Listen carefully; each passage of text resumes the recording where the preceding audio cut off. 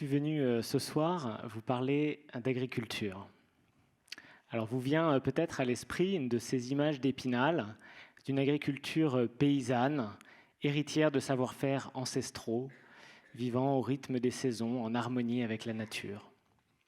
Puis cette image romantique s'estompe à mesure que vous distinguez, derrière nos agriculteurs, de grosses machines agricoles, que vous reviennent en mémoire des bourrasques médiatiques sur tel ou tel pesticide, ou bien les derniers affrontements autour d'une zone à défendre. Je suis venu vous parler du futur de l'agriculture, et plus précisément, en quoi notre capacité à collecter de la data, de la donnée numérique en masse, me semble être une condition nécessaire à l'émergence d'un nouveau modèle de production agricole qui réponde aux défis de la durabilité et de la résilience. Mais replantons ensemble le décor. Au sortir des guerres mondiales, les innovations techniques font leur irruption dans les champs pour permettre de produire plus. C'est la révolution verte, avec notamment la sélection de variétés à haut rendement et l'intensification des pratiques agricoles avec la mécanisation et son corollaire, le remodelage du paysage pour que la machine puisse circuler sans contrainte, l'utilisation de produits de l'agrochimie, engrais et pesticides de synthèse, puis l'adaptation des pratiques agricoles avec l'irrigation ou la culture sous serre chauffée, par exemple. Au gré des grands accords de libre-échange, la concurrence internationale se met en place en parallèle. Par le biais des industriels de l'agroalimentaire, les prix vont baisser au bénéfice des consommateurs, moins des agriculteurs. Avec 40% de la population active au début du siècle dernier, l'agriculture, si j'en appelle à vos souvenirs de collégiens, méritait d'être appelée le secteur primaire. C'est moins de 2% aujourd'hui, soit dit en passant 4 fois moins que de fonctionnaires. Alors quoi d'étonnant alors que notre rapport à la terre soit de plus en plus lointain. Et moi-même, je ne fais pas exception à la règle, enfant de la ville, ingénieur, puis consultant en stratégie, c'est presque le hasard qui me projette dans le monde agricole, à la tête pendant plus de 7 ans d'une entreprise qui développe des alternatives naturelles aux pesticides de synthèse. Je découvre donc ce monde agricole et j'assiste en bonne place au voile qui se déchire. On se rend compte que notre agriculture est loin d'être vertueuse, qu'elle n'est pas durable, tout simplement. On déforeste en Amérique latine pour créer des pâturages qui demain seront des champs de soja. On déforeste aussi en Asie du Sud-Est pour produire de l'huile de palme, qui en elle-même d'ailleurs ne vous veut pas vraiment du mal, sauf si vous avez un peu de cholestérol. On utilise massivement les pesticides de synthèse sans vraiment maîtriser les conséquences à court et à long terme. Quid de l'effet cocktail de molécules dans nos corps? La biodiversité s'effondre, baisse de 70% des animaux sauvages vertébrés, et plus encore chez les insectes, qui sont pourtant clés dans l'équilibre de nos écosystèmes. Et toute cette industrie génère le quart des émissions de gaz à effet de serre, qui, selon le consensus scientifique, est à l'origine du réchauffement climatique et d'accidents de plus en plus fréquents, gel tardif, sécheresse, inondations.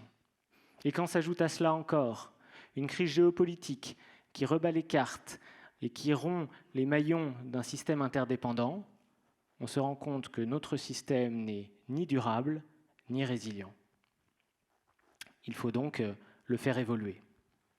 Alors le faire évoluer, ce n'est pas l'affiner. Ça fait des dizaines d'années qu'on le fait.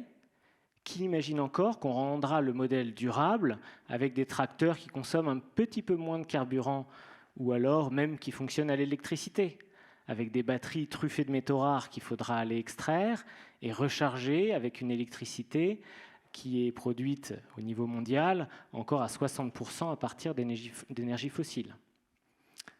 Oublions alors l'idée d'évolution pour celle de révolution.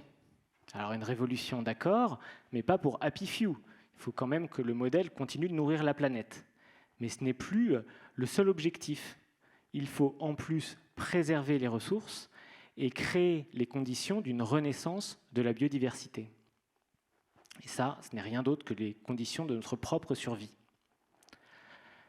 il nous faut envisager un nouveau modèle qui reconnaisse les bienfaits d'une nécessaire complexité, en remorcelant les parcelles, les grandes parcelles créées par le passé, et en laissant libre cours à nos cours d'eau, en les séparant par des haies dans lesquelles renaîtra la biodiversité, en cultivant des espèces plus robustes selon des cycles de rotation plus longs, en minimisant le travail des sols pour les laisser vivants et en arrêtant de les souiller, et nos cours d'eau avec des résidus de pesticides de synthèse. Cette complexité est de nature à donner des sueurs froides aux agriculteurs, car elle représente un double défi.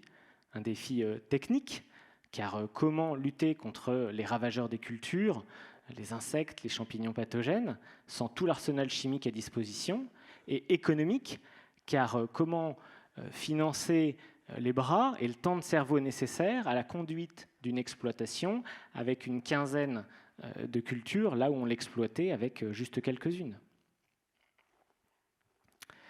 Depuis quelques années, on ne parle plus de révolution, car parler de révolution chez nous, c'est un peu connoté, surtout à Versailles. En franglais dans le texte, on les disrupte.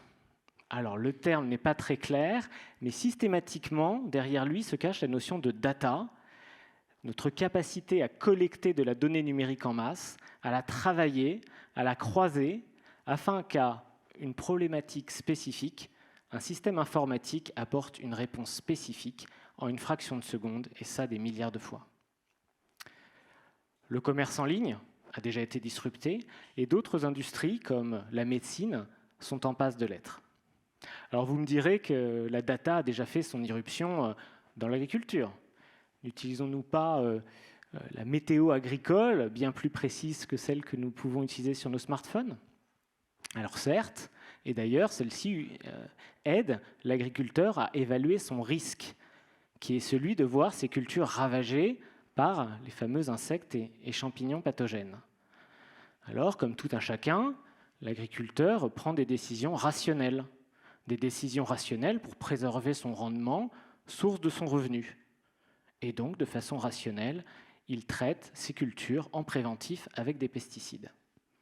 Et d'ailleurs, pourquoi ne le ferait-il pas? Puisque les pesticides sont peu onéreux. Un ami agriculteur de Lyon qui a la main un peu lourde, c'est 8% de ses charges, la même chose que ses semences et la moitié de son carburant.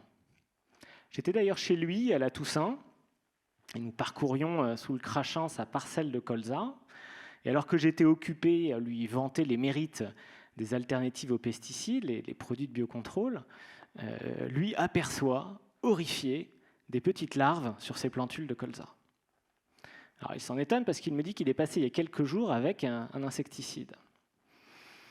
Donc nous continuons notre promenade et notre journée. Le lendemain matin, il apparaît au petit déjeuner, radieux, le sentiment du devoir accompli. Il a utilisé les premières heures du jour pour aller repasser un coup de pesticide sur l'ensemble de la parcelle. En regardant la situation, notre agriculteur a agi de façon rationnelle pour préserver son rendement. Comme dirait l'autre, quoi qu'il en coûte. Quoi qu'il en coûte, parce qu'il n'a pas été en mesure d'évaluer si les dégâts qu'allaient causer ces larves étaient de nature à justifier le coût du traitement. Le temps de tracteur, le coût du carburant, le coût du pesticide. Une chose est certaine, c'est l'environnement qui a trinqué avec le passage de ce nouveau pesticide. Donc l'enjeu, c'est d'être en capacité non pas de prendre des décisions rationnelles, mais de prendre des décisions éclairées par la mesure du risque. Et ça, cela nécessite de la data. Alors bonne nouvelle, les technologies de collecte de data agricole sont en train de se développer et sont d'ores et déjà disponibles pour les agriculteurs. Ainsi, ils peuvent, par des stations météo dispersées, capter des données précises d'hygrométrie. Ils peuvent aussi, par des analyses de sol, connaître les compositions physiques, chimiques, biologiques de leur sol. Ils peuvent localiser par imagerie satellite des zones en carence nutritive et moduler leurs apports d'engrais. Et ils peuvent aussi, par survol de drone, connaître le stade de développement précis de la plante ou détecter l'apparition d'adventices, les mauvaises herbes.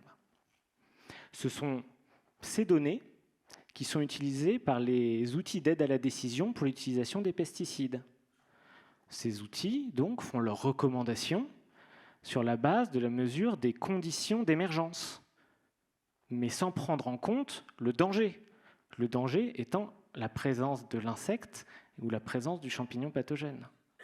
Si l'on veut progresser dans la mesure du risque et la prise de décision, il faut pouvoir être capable de mesurer ce danger. Alors, au gré de mes engagements dans le secteur, au contact des investisseurs privés qui financent l'innovation dans la transition agroécologique, ou bien au sein du consortium Biocontrôle qui réunit les instituts techniques agricoles, la recherche publique et les acteurs privés qui développent des alternatives donc aux pesticides de synthèse, j'ai pu constater que ces solutions sont en train d'incuber dans des laboratoires, voire même de se développer, de s'affiner dans des startups. On sera donc bientôt en capacité, en temps réel, dans les champs, d'identifier, de détecter un insecte ravageur et d'en évaluer la population, ou d'identifier par séquençage des spores de champignons pathogènes et d'en évaluer la concentration. Ces nouvelles données sur le danger, couplées avec les modèles de reproduction d'insectes et de croissance des champignons, croisées avec les conditions d'émergence dont nous parlions tout à l'heure, et agrégées non pas à la maille de la ferme, mais de tout un territoire, permettront d'affiner le calcul du risque et ainsi de prendre des décisions éclairées, d'intervenir moins et donc de réduire l'impact environnemental de notre agriculture. Ce modèle réinventé permettra à notre société d'assumer une organisation spatiale de l'agriculture plus complexe, et ce qui contribuera à la rendre plus durable et plus résiliente. Alors retournons quelques instants dans l'Yonne, dans un futur pas si lointain. Avec mon ami, nous parcourons à nouveau sa parcelle de colza, plus petite maintenant. Et c'est moi qui aperçois des larves sur ces plantules. Lui hausse les épaules, se retourne à peine. Et j'entends arriver, derrière nous, un drone qui patrouille au-dessus des cultures. Il fait le même constat que moi des petites larves, à plusieurs dizaines de mètres de haut. Il s'en rapproche et de 2 coups de rayon laser neutralise les indésirables. Fasciné par le travail du robot Jedi, nous rentrons à la ferme. Mon ami me montre alors, sur son écran, qu'il a été détecté sur sa parcelle de betteraves une concentration un peu trop élevée de spores pathogènes de champignons, qui n'ont même pas encore germé, couplées avec des conditions d'émergence tout à fait propices au développement de la maladie. D'un clic de souris, il valide la proposition faite par son système d'envoyer un robot pour traiter les plantules les plus à risque avec un produit de stimulation des défenses naturelles des plantes, ce qui permettra de contrôler l'expansion de la maladie. Alors en conclusion, l'agriculture est à l'aube d'une transformation fascinante qui nécessitera de mobiliser les compétences d'une nouvelle génération d'agronomes, de roboticiens, de statisticiens, d'informaticiens. Le défi, permettre aux agriculteurs de continuer à remplir la mission sans doute la plus essentielle, nourrir l'humanité. Merci.